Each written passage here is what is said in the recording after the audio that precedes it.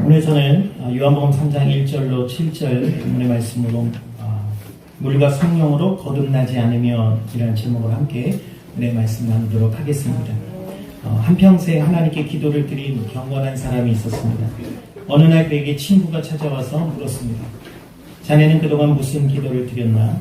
그러자 경건한 사람이 대답하기를 젊음이 넘칠 당시에 나는 하나님께 이 세상을 변화시킬 능력을 달라고 기도했다네. 그 후 나는 사람들을 그러나 그 기도는 불가능하다는 것을 내가 나중에서야 깨달았다네. 그 후 나는 사람들을 변화시킬 능력을 내게 달라고 기도를 드렸다네. 그런데 이제 나이가 들자 기도는 더욱 간단해졌네. 그것은 바로 나 자신을 변화시키게 해달라고 하나님께 기도하는 것이네. 여러분, 심리학자 루돌프 드레이커스에 따르면 우리는 우리 자신을 변화시킴으로써 우리 주위 사람들의 태도와 우리 인생 전체를 변화시킬 수 있다라고 말합니다. 그렇습니다. 내가 변화될 때 내 주변 또한 세상이 변할 수 있는 것입니다.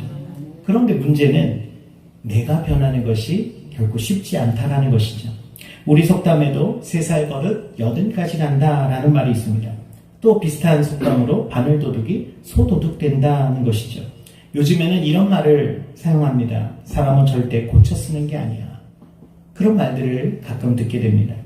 한 통계에 따르면 우리나라 강력 범죄자의 재범률, 다시 범죄를 저지르고 교도소로 가는 그 확률이 거의 50% 정도라고 합니다. 강력 범죄자에 한해서. 일반 범죄자까지 다 포함하면 재범률이 약 20%에서 30% 정도 사이라고 합니다. 특히 요즘 들어 스토킹이나 성범죄와 같은 범죄자들의 재범률은 계속 높아지고 있습니다. 그런데 한 가지 흥미로운 사실은 경기도 여주시에 위치한 한 교도소의 재범률이 전국에서 가장 낮은 것으로 계속해서 통계가 되어졌습니다. 2015년엔 3% 정도였고 최근에 조사에 따르면 2023년 발표에 따르면 5% 정도라고 합니다.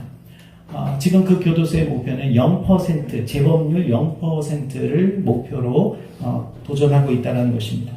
그러고 보면 이 사람의 변화라는 것이 결코 불가능한 것만은 아닙니다. 예전에도 가끔 그런 질문을 받습니다. 정말 사람은 안 바뀌는 겁니까? 교회 다녀도 사람은 안 바뀝니까? 그런데 참으로 인간은 왜 이렇게 변화하기가 쉽지 않은 것일까요? 심지어 교회를 오랫동안 다녀도 여전히 제가 예전에 표현한 대로 혹시 과거에 CF를 보신 분들은 아실 텐데 제가 비놀리아 신앙이라고 제가 표현한 적이 있습니다. 비놀리아 비누 아십니까? 써도 아직도 그대로야. 비놀리아 비누가 옛날에 유행했습니다. 아주 묵직하게. 그냥 예배를 그렇게 드려도 변화가 없는 겁니다. 도대체 왜 그럴까? 왜 사람이 변화되지 않을까? 저를 포함해서 여러분 모두가. 그것은 지금 자기 자신이 어떠한 상태인지, 그리고 지금 내가 어떤 상황에 놓여 있는지를 잘 모르기 때문입니다. 그러므로 우리가 변화를 받기 위해서, 변화하기 위해서 무엇보다 지금 내 상태가 어떤 상태이며 내가 지금 어떠한 처지에 있는지를 정확히 우리가 알 수 있어야 됩니다. 오늘 본문에 보시면 바리새인이자 유대인의 지도자, 산헤드린 공회의 임원인 바로 니고데모가 낮에는 사람들의 눈이 무서워서, 왜? 유대의 지도자가 이 나사렛 청년을 만나러 가는 것 자체가 굉장한 어떻게 보면 이슈고 있을 수도 없는 일이었습니다. 그래서 바로 예수님을 만나고자 밤에 몰래 예수님이 계신 곳에 찾아오게 됩니다. 그래서 예수님 앞에 와서 오늘 본문 말씀해 보시면 주님께 나와서 그가 뭐라고 말합니까? 2절에 그가 밤에 예수께 와서 이르되 라삐여 우리가 당신은 하나님께로부터 오신 선생인 줄 아나이다. 하나님이 함께 하시지 아니하시면 당신이 행하시는 이 표적을 아무도 할 수 없음이니이다. 언뜻 보면 니고데모는 예수님이 하나님의 그런 보내신 그런 분임을 지금 고백하고 있는 것처럼 보입니다. 그런데 이렇게 예수님에게 호의적으로 다가오는 니고데모에게 오늘 예수님의 답변을 보시면 예수께서 대답하여 이르시되 진실로 진실로 내게 이르노니 3절에 사람이 거듭나지 아니하면 하나님의 나라를 볼 수 없느니라. 이게 무슨 말입니까? 너가 지금 안다라고 하지만 본다라는 것과 안다라는 것은 같은 맥락인데 너가 지금 안다라고 말하지만 너는 절대로 그것을 알 수가 없다. 지금 너가 표면적으로 보는 것은 그냥 눈에 보이는 것이고 진짜 내가 누구인지를 모른다라는 것입니다. 겉으로 드러난 현상만을 보면서 내가 하나님이 보내신 사람이라고 너는 생각하지만 그러나 나는 바로 너를 구하러 메시아라는 것을 그는 아직 알지 못한다라고 예수님께서 반문하고 계시는 것입니다.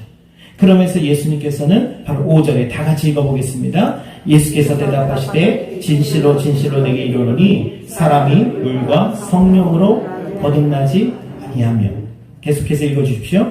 나지 아니하면 하나님의 나라에 들어갈 수 없느니라. 아멘. 예수님께서는 물과 성령으로 거듭나야 된다라고 말씀하십니다. 그래야 하나님 나라에 보는 정도가 아니라 하나님 나라에 들어간다. 이제는 하나님 나라에 오늘 주님께서 우리가 물과 성령으로 거듭나야만 보는 정도가 아니라 아예 들어갈 수 있다라는 것을 말씀하십니다. 오늘날에도 많은 성도들이, 많은 사람들이 교회에 와서 예수님의 복음을 봅니다. 천국을 이런 데구나 봅니다. 그런데 안타깝게도 들어가지 못하는 성도들이 얼마나 많습니까? 예배 나왔지만 정말 주님의 품에 안기지 못하고 멀리서 이렇게 바라만 보고 가는 사람들이 얼마나 많습니까? 저는 우리 창조교회 저와 여러분들이 이 시간 예수님을 꼭 만나기를 주의 이름으로 축원합니다. 그래서 여러분, 예수님께서는 바로 육으로 난 것은 육이요 영으로 난 것은 영이니 내가 내게 거듭나야 하겠다는 말을 놀랍게 여기지 말라. 여러분, 거듭난다라고 하는 것, 다시 태어난다라고 우리가 이해할 수 있는데, 헬라어로 이 거듭이란 단어는 아노덴입니다. 아노덴. 이것은 위로부터 다시 새롭게 완전히 이런 뜻을 가진 단어입니다. 그래서 이것을 풀어보면 바로 우리가 거듭난다는 것은 물과 성령, 바로 물 세례와 성령의 세례, 이것은 바로 우리가 하나님과 연합을 말하고 있습니다. 세례라는 뜻은 하나 되어짐입니다. 하나님과 내가 연합한다라는 것입니다. 그래서 우리가 물세례를 통하여서 예수 안에 죽고 예수 안에 다시 삶을 우리가 연합되어지는 것이고, 성령을 통하여서 우리가 성령님과 이제는 하나 되어지는 이 성삼일체의 하나님의 역사를 우리가 드러내는 것입니다. 그래서 바로 이 우리가 거듭난다라는 것은 위로부터 다시 태어나는 것, 위로부터 다시 태어나는 것이라는 해석이 됩니다.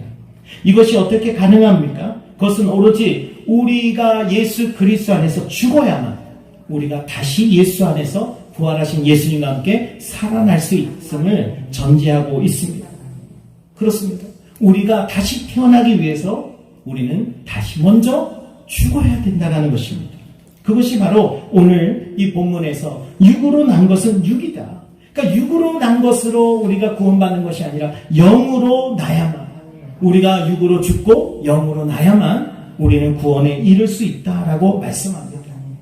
성경은 우리가 지금 어떤 상태이며 어떠한 처지에 있는지를 우리에게 분명하게 말씀해주고 계십니다. 세상 어디에서도 우리에게 이런 것을 말씀해주는 것은 없습니다. 오로지 성경만입니다. 여러분, 로마서 3장 10절과 12절에 보면 기록된 바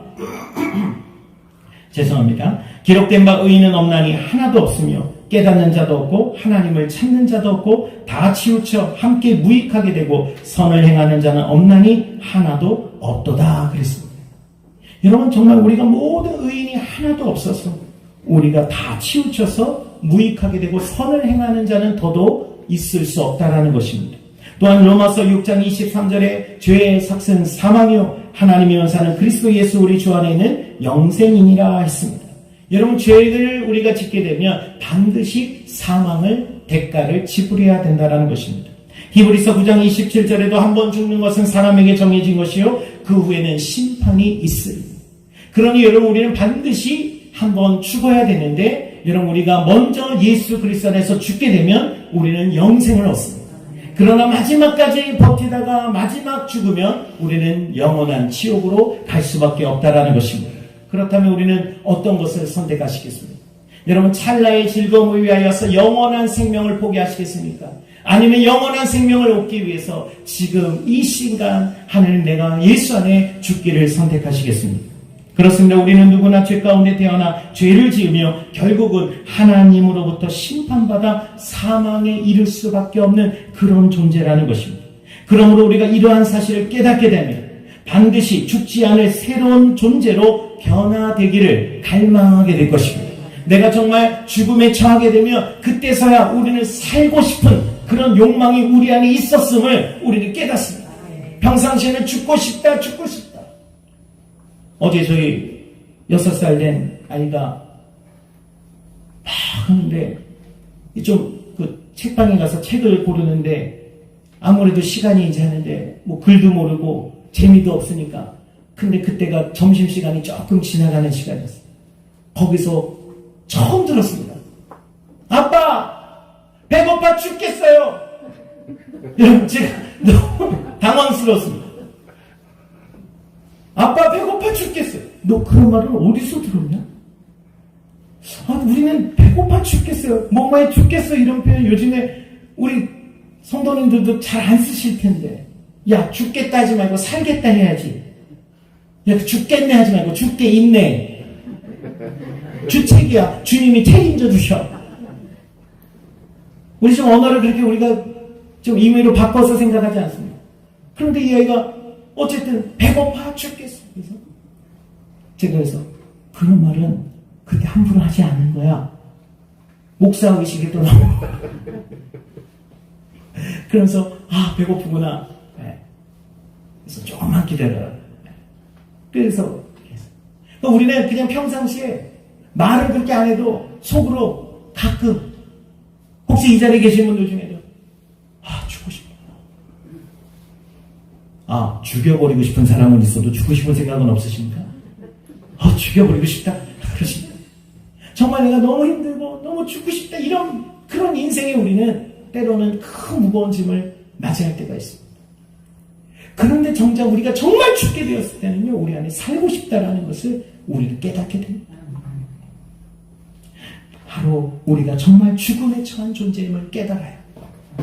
내가 어떻게 하면 살 수 있을까? 바로 그때 비로소 우리는 우리를 살리기 위해 오신 구원자 예수 그리스도를 우리는 찾게 되는 것입니다. 요한일서 1장 8절에 만일 우리가 죄가 없다고 말하면 스스로 속이고 또 진리가 우리 속에 있지 아니할 것이라고 했습니다. 여러분, 내가 죄인임을 인정하지 않는 사람은 자신을 속이는 자입니다. 마가복음 2장 17절에 예수께서 들으시고 그들에게 이르시되 건강한 자에게는 의사가 쓸데없고 병든 자에게라야 쓸데있느니라. 나는 의인을 부르러 온 것이 아니요 죄인을 부르러 왔노라 하십니다. 여러분, 예수님 앞에 우리가 왜 와 있습니까? 오늘 예수님께서는 누구를 부르러 오셨습니까? 죄인을 부르러 오신 것입니다. 교회의 여러분 가장 중요한 목적, 우리가 예배드리는 목적, 그것은 내가 단순히 하나님의 복을 받고 돌아가서 평안한 생활, 내가 행복한 생활을 내가 추구하는 것보다 우리는 근본적으로 우리는 죽을 수밖에 없는 죄인이기 때문에 그 죄를 위하여 십자가에 달려 돌아가신 예수님을 의지함으로 우리는 구원을 얻고자 우리가 이 자리에 있는 줄로 믿습니다. 앞서 말씀드린 대로 전국에서 재범률이 가장 낮은 교도소의 이름은 바로 소망교도소라는 곳입니다. 이것은 우리나라 최초이자 전 세계에서도 유일무이한 바로 기독교 비영리 재단이 운영하는 민영교도소였습니다. 기독교 연합으로 구성된 이 재단이다 보니까 매주 정기적인 예배를 드리면서 목사님들이 계속 말씀을 선포합니다. 그렇게 복음을 듣고 그런 가운데서 그 가운데 그들의 신령 가운데 하나님의 은혜를 경험하는 것이죠. 한마디로 물과 성령으로 거듭나. 작년에도 세례식이 열렸습니다. 그들이 이제는 예수 믿고 내가 새로운 삶을 살겠다. 그렇게 결단하는 역사가 일어나고 있습니다. 다양한 기독교 교화 프로그램을 통해서 계속해서 복음을 전파하는 것이죠. 그래서 이 교도소는 특이하게도 우리나라 교도소, 아마 전 세계 교도소에도 유일하게 구내 식당에서 단체 식사를 제공합니다. 원래 이렇게 못하는 이유는 어떠한 돌발적인 상황들이 폭동이 일어날 수 있기 때문에 항상 교도소 안에 그 방 안에서 식사를 하게 하는데 여기는 구내 식당에서 그렇게 식사를 합니다. 기도문을 같이 고백하고 그렇게 식사를 합니다. 심지어 가끔은 이 바베큐를 이렇게 성교에서 제공을 해서 그 안에서 함께 식사를 나눈다고 합니다. 추수감사절이나 아마 그런 날이겠죠. 이거는 더더욱 있을 수 없답니다. 왜냐하면 거기에 모든 흉기가 될 수 있기 때문에. 그런데 이 교도소는 그렇게 생각하지 않고 오히려 그들을 진정으로 하나님의 은혜로 변화되었습니다. 서로 고백하며 서로 신뢰하는 가운데 그렇게 진행하다 보니 참으로 놀랍게도 이 재범률이 전국에서 가장 낮은 교도소가 될 수 있었다라는 것입니다. 이처럼 우리가 죄 가운데 살던 옛사람을 이제 내가 죄인임을 깨닫고 그 속에서 진정으로 영적으로 하나님의 말씀을 따라 살아야 되겠다. 이제는 내 말씀, 내 뜻, 내가 가라사대가 아니라 하나님의 말씀을 따라 살아가야 되겠다. 그렇게 결단하며 새롭게 위로부터 다시 태어난 존재, 바로 그들이 거듭난 사람들입니다. 그들이 바로 오늘 하나님 앞에서 새로운 피조물이라고 사도 바울은 말하고 있습니다. 1849년 12월 러시아의 한 사형집행소 세메노프 광장에서 사형된 반체제 혐의로 사형 선고를 받은 28세의 청년이 있었습니다. 매서운 바람을 듣고 집행관이 소리쳤습니다. 사형을 집행하기 전 마지막 5분의 시간을 주겠다. 마지막으로 청년에게 주어진 세상과 작별할 시간, 바로 5분이었습니다. 5분 뒤에 이 청년은 이 세상에서 이제 사라질 운명이었습니다. 그 순간 청년은 절망하고 슬픔에 밀려왔습니다. 두려웠습니다. 그리고 생각하기를 내 인생은 이제 5분 뒤면 끝이구나. 5분 동안 내가 무엇을 할 수 있을까? 청년은 제일 먼저 가족과 동료들을 생각하며 기도하기 시작했습니다. 사랑하는 나의 가족과 친구들이 부디 먼저 떠나는 나를 용서하게 하시고 나 때문에 너무 많은 눈물을 흘리지 않게 하소서. 부디 나 때문에 너무 슬퍼하지도 않게 하소서. 잠시 후 집행관은 2분이 지났음을 알렸습니다. 청년은 이제 더욱 초조해지면서 심장이 더 빠르게 뛰기 시작합니다. 그런 가운데 후회할 시간도 부족하구나. 난 왜 이렇게 헛된 시간 속에서 지금까지 살아왔을까? 죽음을 눈앞에 둔 이 청년은 지금까지 자기 28세의 삶이 주마등처럼 지나갔습니다. 아주 찰나의 시간이라도 내게 주어진다면 얼마나 좋을까? 그때 집행관의 마지막 1분이라는 외침이 들려왔습니다.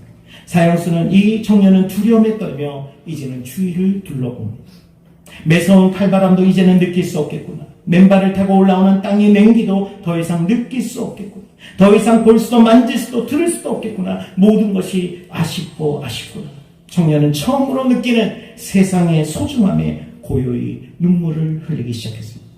만약 내가 죽지 않는다면, 내가 다시 살 수 있다면 1분을 100년같이 살 것이고 단 1초도 소홀히 하지 않을 수 있는데 모든 것이 아쉽구나. 드디어 사형수들의 머리에 두건이 씌워지고 맞은편으로부터 사격을 위해 대오를 맞추는 소리가 들려왔습니다. 그리고 총알을 장전하는 소리가 들렸습니다. 그 순간 마음속에서 더 크게 외침이 올랐습니다. 살고 싶다. 살고 싶다. 조금 더 살아보고 싶다. 다시 내가 살 수 있다면. 그러면서 인생의 지금까지의 삶을 후회하며 자신을 돌아보기 시작합니다. 드디어 병사들이 총을 발사하려던 순간 바로 저 멀리서 어느 병사가 말을 타고 달려옵니다. 그러면서 흰수건 흔들며 멈추시오, 멈추시오, 사형 집행을 멈추시오. 바로 그는 러시아의 황제 니콜라이 1세가 보낸 그들에게 사형을 시키지 말고 시베리아로 유배를 보내라는 그런 전령을 가지고 온 사람이었습니다. 소식을 가지고 온 전령이었습니다. 가까스로 사형을 면한 이 청년은 죽음의 문턱에서 살아나게 된 것입니다. 그리고 그날 밤 자신의 동생에게 편지를 씁니다. 그날 그 죽음에서 돌아온 그 감정을 고스란히 간직한 그날 밤 잠에 들기 전에 자신의 동생에게 편지를 남깁니다. 지난 일들을 돌이켜보고 실수와 게으름으로 호생세월했던 날들을 생각하니 심장이 피를 흘리는 듯하다.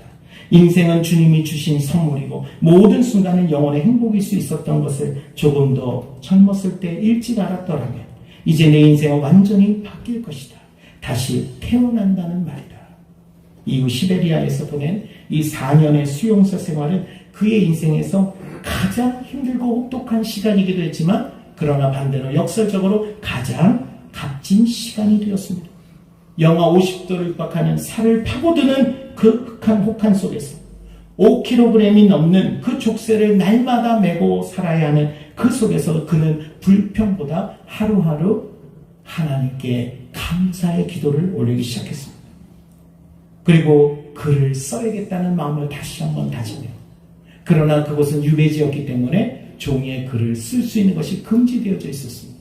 그럼에도 불구하고 이 청년은 날마다 머릿속으로 소설을 구상하고 소설을 씁니다. 무엇보다 인생이 무엇인가, 그리고 바로 하나님의 말씀에 대한 그런 통찰을 가지고 그는 소설을 쓰기 시작합니다. 드디어 4년 후에 그가 풀려나고 돌아와서 그는 그 머릿속에 이제는 외워버리고 말았던 그 내용을 이제 글로 쓰기 시작하고 그것을 세상에 내놓았습니다. 바로 그가 쓴 책은 바로 죄와 벌, 그리고 키리마조프의 형제들, 카라마조프, 저는 읽었는데도 이름이 왜요? 카라마조프가의 형제들이라는 이 유명한 장편 소설이었습니다. 바로 그의 이름은 러시아 문학의 거장 표도르 도스토옙스키였습니다. 그 청년이 바로 그 죽음을 경험하고 다시 살아 돌아온 이후에 그의 인생은 완전히 달라진 것입니다. 바로 그렇게 그가 극적으로 변화된 것은, 그런데 단순히 사형에서 그가 살아남았기 때문만은 아니었습니다.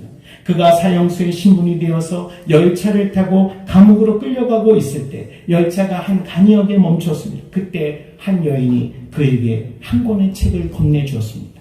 어차피 사형수로 죽을 사람인데 그 사람에게 마지막으로 준 책이 무엇이었을까요? 바로 신약 성경이었다는 것입니다.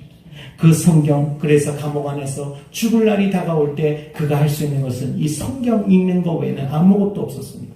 그래서 하루하루 성경을 읽기 시작하는데 그 성경을 읽다가 하나님의 은혜가 그에게 임했습니다. 그래서 바로 예수 그리스도를 인격적으로 나의 구주로 영접하게 된 것입니다. 훗날 그는 자신의 일기장에 이런 말을 남겼습니다. 누군가 내게 그리스도는 진리가 아니라고 증명한다 하더라도 나는 그리스도와 같이 있고 싶다.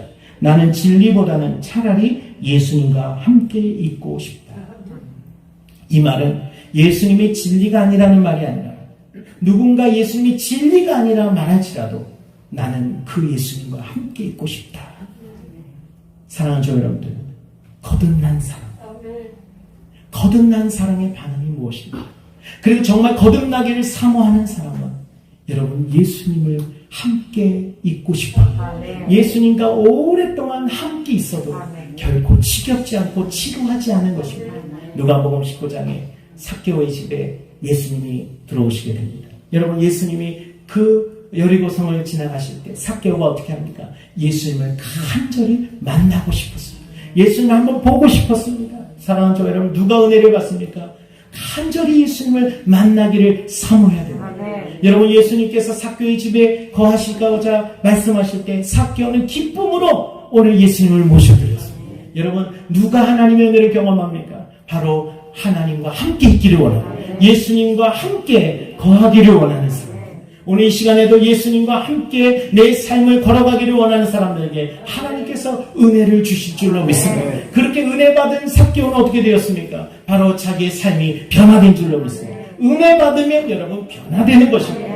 은혜 받았는데도 변화 안 될 수가 없습니다. 예수님을 진정으로 만난 사람은 여러분 변화되는 것입니다. 여러분 안전뱅이가 아무것도 할 수 없는 은과 금을 구하던 자가 여러분 베드로와 요한을 통하여서 예수님을 알게 되었고 예수님을 만나게 되었을 때 그는 찬미하며 성전에 들어가고 이제는 제자들을 돕는 사람이 되었습니다. 여러분 도움을 받던 사람이 이제는 돕는 자가 되고 내가 늘 대접만 받던 사람이 이제는 섬기는 자가 되는 것, 그게 바로 은혜인 줄로 믿습니다. 여러분 사랑하는 저와 여러분들, 오늘 저와 여러분이 진정 내가 심판받아 마땅한 죄인이며 영원히 죽을 수밖에 없는 존재임을 깨닫고 예수님을 진정한 나의 구주로 믿기로 결심하게 될 때 우리는 분명 위로부터 다시 태어나는 존재가 됨을 믿으시기를 주의 이름으로 축원합니다. 바로 그것을 가리켜 우리는 물과 성령으로 거듭난다라고 말씀하는 것입니다. 그러면 성경에서 우리에게 성령으로 충만하라고 하는 것은 무엇일까요? 여러분 바로 우리가 성령으로 충만하라는 것은 여러분 한마디로 우리가 하나님과 연합된 상태를 충만하게 유지해가라는 것입니다. 여러분 마치 이것은 결혼한 부부가 결혼한 이후에 더욱 사랑으로 하나 되어야 하는 것 같은 이치인 것이죠.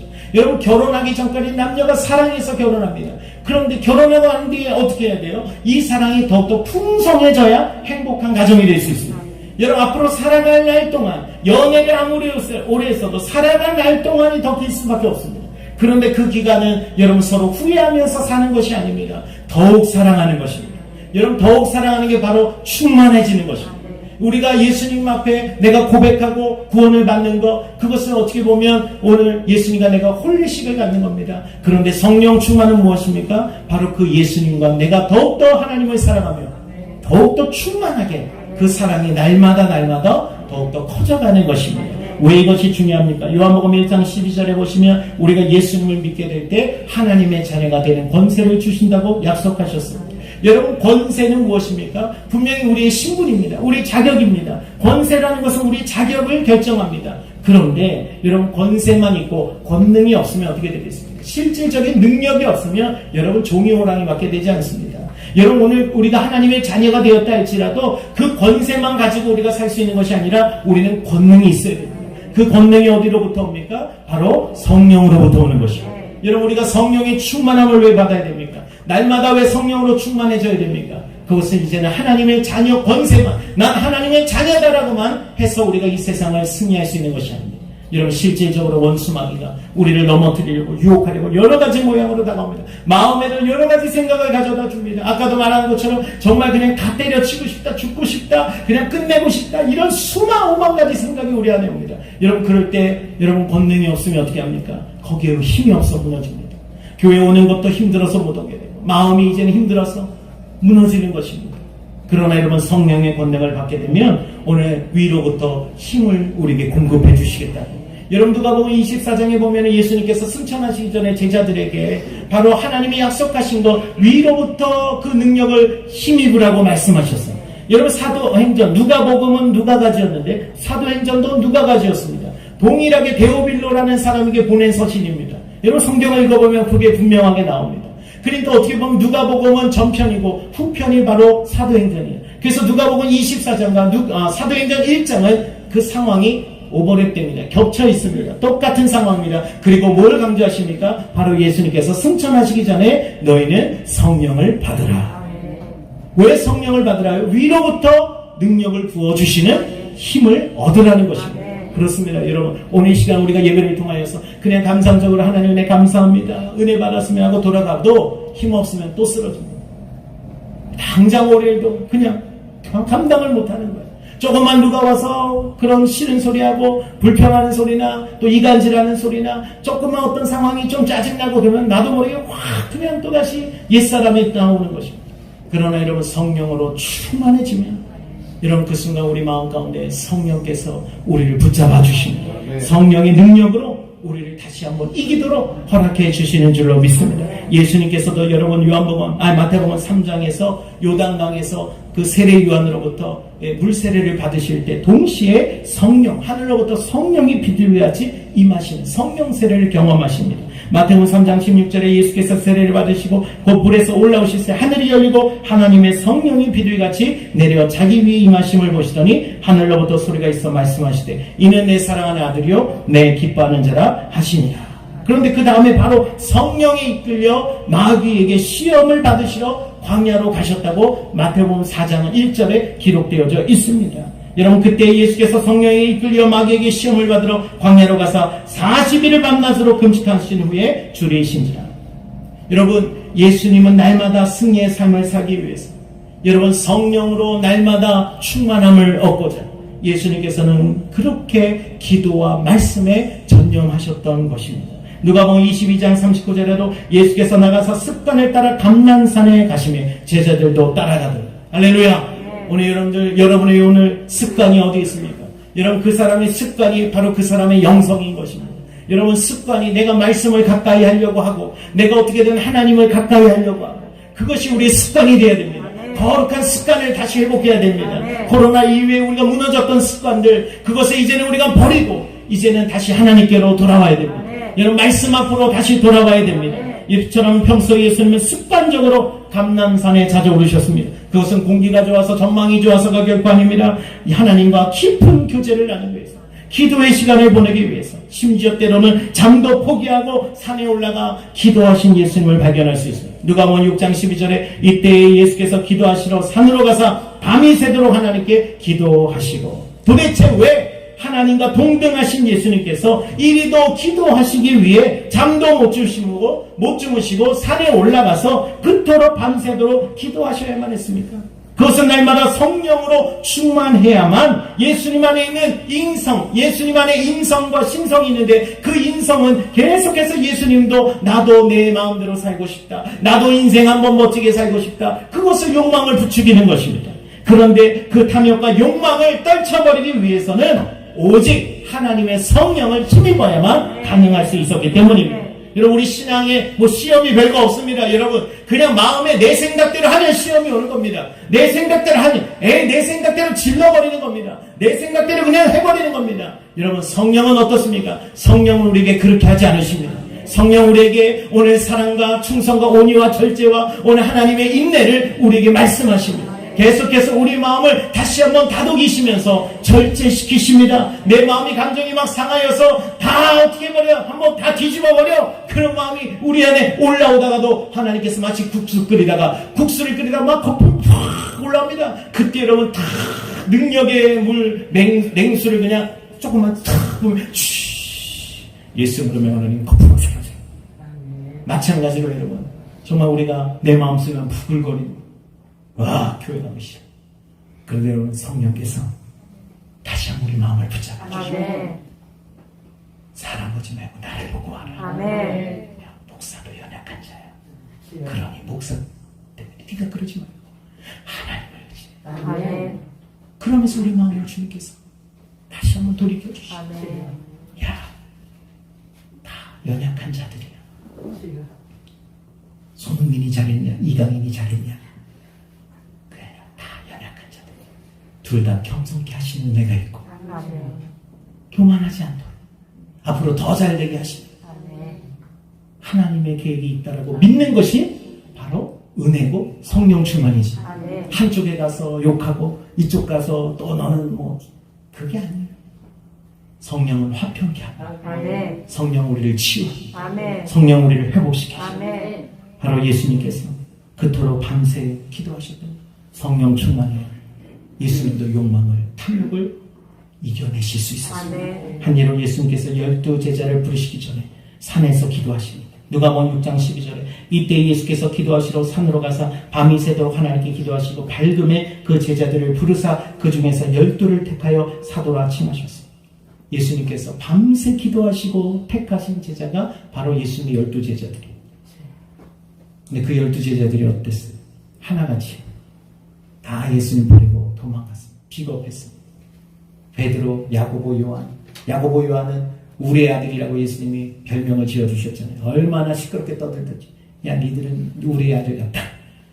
아마 혈기가 왕성했던 것 같습니다. 베드로는 얼마나 베드로가 겉은 아주 이러는데 속에는 여자가 뭐라고 해도 그걸 하시는데 예수님 뭐라고 했어요? 이제부터 너 이름은 베드로라, 반성이라. 역설적으로 주님께서 그를 변화시키시겠다.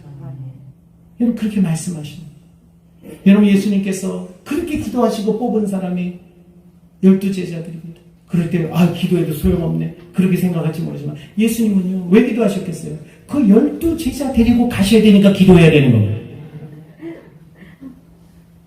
왜 기도해야 되냐면 능력이 있으면 기도 안 하셔도 돼요. 우리는 부족하니까.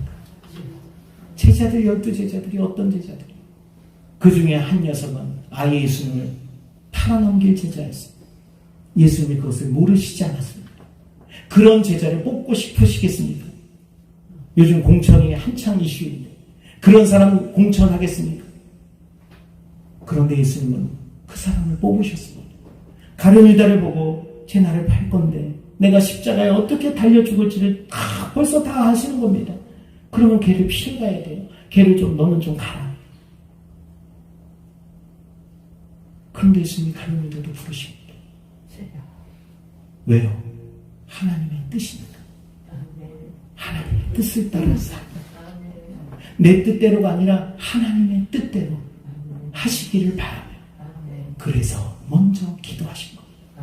성령으로 내가 충만해야 저 믿고 정말 꼴도 보기 싫은 사람도 내가 함께 할 수 있기 때문에 예수님은 그것이 바로 성령 충만임을 우리에게 보여주신 것입니다.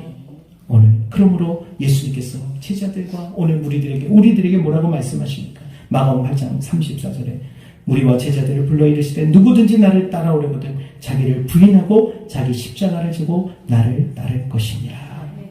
이처럼 예수님은 자신의 욕망을 부인하고 하나님의 뜻을 따르기 위해서 오늘 성령으로 날마다 충만하고자 기도하셨다라는 것입니다. 마찬가지로 오늘 우리도 왜 우리가 성령의 능력을 받아야 됩니까? 뭐 병 고치고 귀신 쫓아내고 그런 것도 물론 있지만 여러분 우리는 그것을 인정합니다. 우리는 순복음이고 저는 이 시간에도 하나님의 놀라운 치유의 기적의 역사가 일어날 줄로 믿습니다. 귀신이 한 길로 왔다 7개로 떠나갈 줄로 믿습니다. 그런데 우리는 그것을 넘어 그것은 어찌 보면 우리에게 당연히 일어날 수 있는 일이고 그보다 더 우리에게 중요하고 더 큰 일들이 무엇입니까? 내가 진정으로 변화되어진 옛사람이 이제는 죽고 새 사람으로 다시 태어나가 정말 교회를 다녀도 아무것도 변함없고 그냥 교리만 알고 교회 생활 정도 아는 정도가 아니라 이제는 인격이 새로워지기를 원해요. 그러기 위해서는 우리는 물과 성령으로 거듭나야 내가 죽을 수밖에 없는 존재임을 인정하고 오늘 예수님의 십자가 앞에서 오늘 나를 내려놓을 때 주님 저는 앞으로 살아가는 것이 다 죄 가운데 뿐입니다. 그러나 이제 예수님을 따라 살기를 원합니다. 예수님 나를 구원하여 주시옵소서. 그럴 때 예수님께서 우리를 구원으로 인도해 주시고 성령을 부어주셔서 우리 안에 하나님 그런데 어쩌죠? 너는 뭐 끊지 못하는 게 있습니다. 모두 어렵습니다. 여러분 걱정하지 마십시오. 여러분 그것 때문에 우리가 별 걱정을 다 하십니다. 아 서울대 내일 등록금이 없어서 제가 서울대 갈까봐 공부를 못하겠어요. 여러분 그런 말도 안 되는 소리가 어디 있습니까? 여러분 가기만 해라. 어떻게든 우리가 다 보내주가는 우리 교회에서 가기만 하세요. 그러면 여러분 어떻게든 우리가 어차피 1억짜리나 빚이나 2억 빚이나 뭐 다 건데 농담이지만 정말 그렇게 갈 수가 있다면 여러분들 부모님이 야 너 그만해라 우리는 안 된다. 그건 옛날 얘기고 지금은 갈 수만 있는데 하버드대를 누가 가는데 등록금 없어서 못 간다. 이게 말이 됩니까? 어떻게든 우리가 도와주는 길을 찾아낼 거 아닙니까?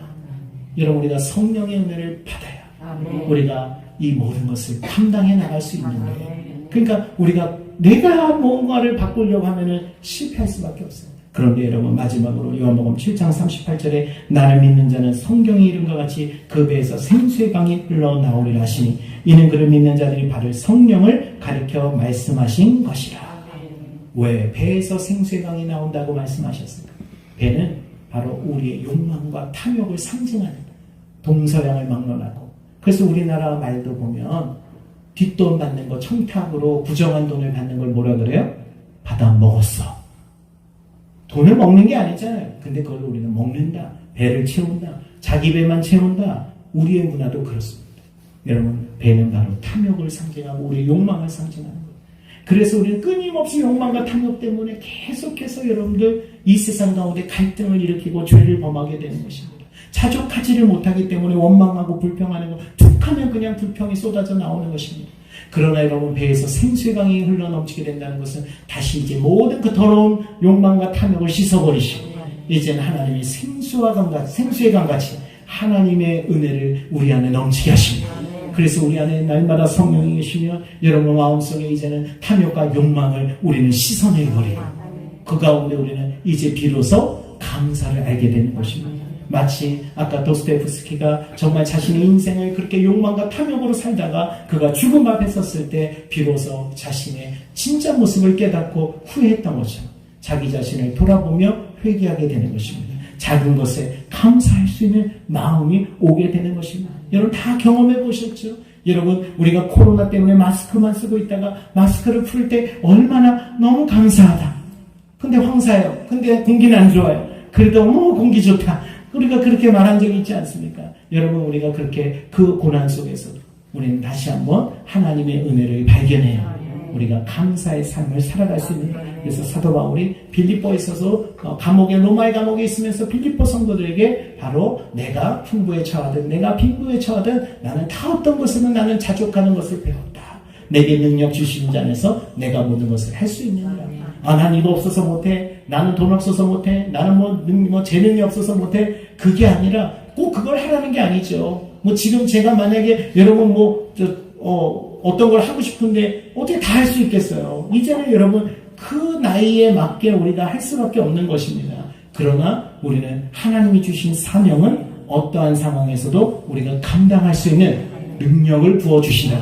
오늘 사랑하는 여러분들, 우리 각 가정마다 하나님 힘들고 어려워도 우리가 하나님을 향한 그 비전, 하나님을 향한 열정, 그 능력을 우리가 구할 때 하나님께서 감당하도록 하나님께서 우리를 새롭게 하시고 성령의 은혜를 부어주실 줄 믿습니다. 기도드리겠습니다. 사랑하는 풍성하신 아버지 하나님, 감사와 찬양을 드립니다. 하나님, 우리가 오늘 예수 그리스도를 통하여서 하나님의 자녀가 되게 하시고 또한 성령을 통하여서 우리가 하나님의 능력을 위로부터 힘있게 하여 주심을 믿습니다. 하나님, 물과 성령으로 거듭나지 아니하면 하나님 나라를 들어갈 수 없고 볼 수만 없는 것이 아니라 들어갈 수 없는 것임을 깨닫게 하여 주셨어요. 하나님, 우리의 신앙이 이제는 기적만 쫓아다니는 신앙이 아니라 기적이 없어도 믿을 때 기적을 보는 역사가 일어나게 하여 주시옵소서. 감사드리며 예수 그리스도 이름으로 기도드립니다. 아멘.